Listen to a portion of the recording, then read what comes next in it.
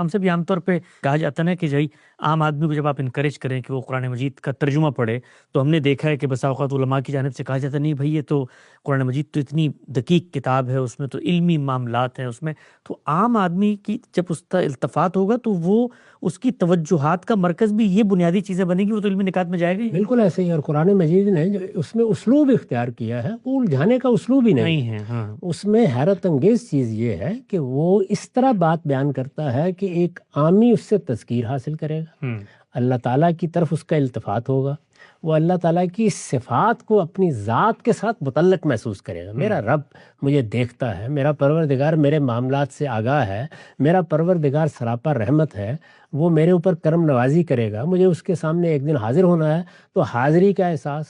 قیامت کی تیاری، جو بڑی موٹی موٹی باتیں، وہ یہی باتیں جو میں نے عرض کر دی ہیں، ان کے بارے میں متنبع ہو جائے گا۔ علمی چیزوں کے بارے میں قرآن کا اسلوب ایسا ہے کہ اس کو توجہ ہی نہیں ہوگی،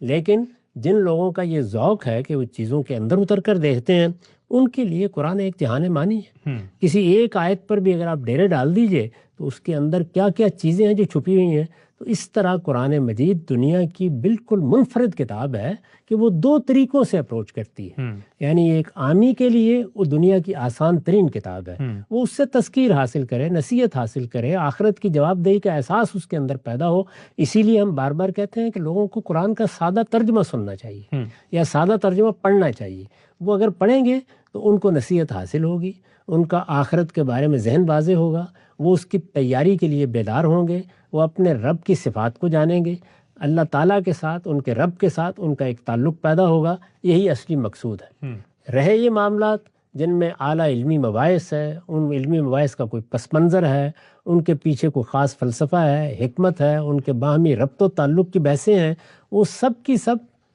اعلیٰ علم ہے۔ اور اس میں جن لوگوں کا التفات ہے وہ اس میں مصروف بھی ہوتے ہیں، اس میں وہ اشتغال بھی پیدا کرتے ہیں۔ تو اس طرح گویا انسانوں کو پروردگار نے جس طرح بنایا ہے، اپنی کتاب اور اپنے دین کو بھی اسی دونوں طریقوں سے بیان کرتے ہیں۔